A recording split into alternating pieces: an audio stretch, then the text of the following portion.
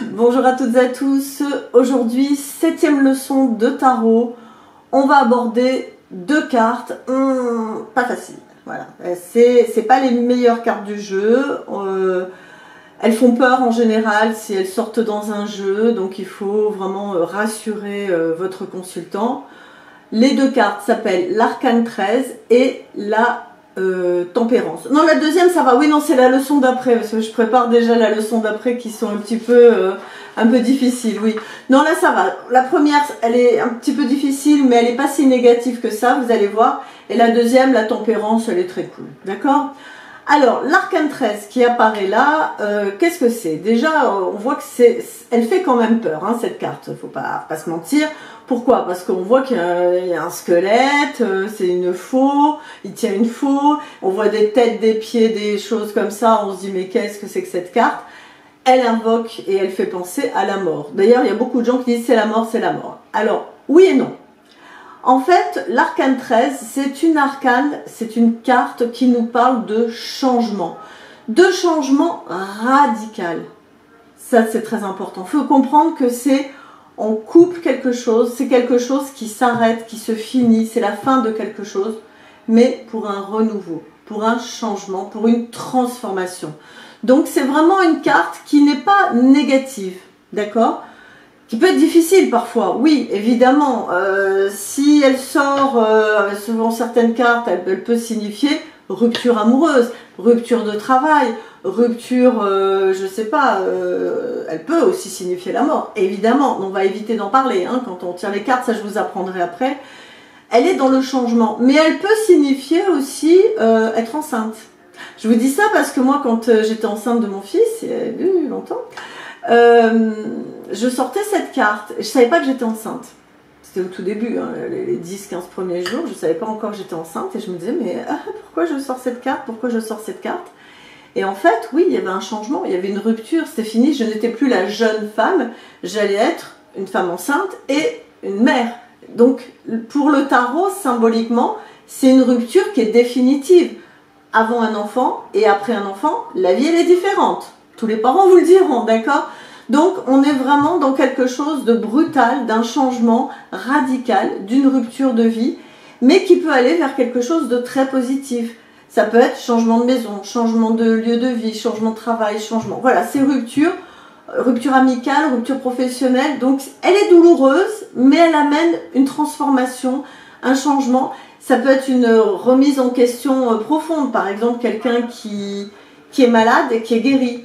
Il peut y avoir la rupture, d'accord, qui amène la guérison. Après, il faut voir évidemment les cartes. Hein. Ça peut être aussi quelqu'un qui était dans l'addiction, je ne sais pas, dans l'alcool, et qui arrête et qui reprend une vie plus saine. D'accord? On est dans quelque chose de radical, dans le changement. Et c'est vrai que c'est difficile parfois. Voilà, c'est pas des changements qui se font tout doucement, on prend le temps, ça peut être violent et brutal. Ça, c'est vrai. Qu'est-ce que j'ai mis encore? Oui, au niveau, il y a quand même une chose qu'il faut savoir sur cette carte, elle peut aussi parler de la santé, donc c'est pour ça que je vous ai mis attention. Elle peut parler de tout ce qui est problème osseux, de tout ce qui est problème articulaire, et elle peut parler d'opération et d'intervention, d'accord? Donc quand quelqu'un vous demande un jeu sur la santé et que vous la voyez en fonction d'autres cartes, il peut y avoir cette explication-là, d'accord? Donc les mots-clés, vous avez compris, c'est changement, rupture, transformation, renouveau, développement et décès, évidemment, hein, puisque là on est sur la rupture, mais encore une fois, avec parcimonie, et même, je vais vous dire une chose, si vous débutez à tirer le tarot de Marseille, ne parlez pas de santé. Vraiment, vous dites à la personne, voilà, moi je ne suis pas assez bonne, je démarre, je ne parle pas de la santé. Ok? Donc voilà sur l'arcane 13 un petit peu ce qu'on peut dire. Ensuite, on passe à une autre carte qui est quand même beaucoup plus agréable, la tempérance. Donc on voit cette jeune femme qui a un peu des ailes d'ange, qui est très douce, très bienveillante. Et effectivement, après cette arcane 13 qui était dans la rupture, dans la violence, dans le changement un peu brutal, on se retrouve dans la douceur, dans l'évolution de changement, mais vraiment avec beaucoup de tendresse, beaucoup de douceur. C'est le rééquilibrage, c'est la régénération, c'est être plus équilibré à l'intérieur de soi, c'est être plus modéré, C'est également une protection spirituelle, donc ça c'est important. Ce sont des projets à long terme, mais vraiment, c'est pas genre pour 1 mois, 2 mois, ça peut être plus tard j'ai envie, je sais pas, j'ai envie de me marier, j'ai envie d'avoir des enfants, voilà, on porte quelque chose dans le cœur. C'est évidemment une carte qui parle de spiritualité, d'ouverture spirituelle. Donc le petit bémol, hein, toujours attention, on peut dire que parfois cette carte, ça dépend de quoi elle est entourée, elle peut amener un peu à la paresse, à la mollesse, à un peu trop de gentillesse aussi, à se faire marcher sur les pieds, d'accord? Elle est trop douce, elle est très douce cette carte, hein. Donc la douceur c'est bien, mais si après autour de soi on a des personnes qui en profitent, on le sait, d'accord? Donc voilà, le seul petit bémol de cette carte, c'est un peu de mollesse, un peu de paresse, un peu de trop de gentillesse, de se laisser un peu marcher sur les pieds, de toujours excuser les autres, voilà. Donc les mots-clés qu'on peut retrouver dans cette carte, c'est donc la douceur, l'équilibre, la gentillesse, l'harmonie, la tendresse, l'affection et la protection spirituelle et des projets à long terme.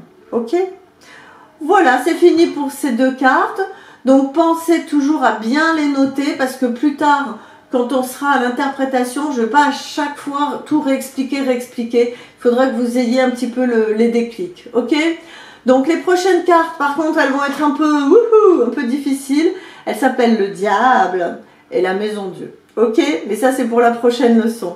Allez, je vous dis au revoir. Pensez à liker, partager et surtout, abonnez-vous. Ok? À bientôt. Ciao.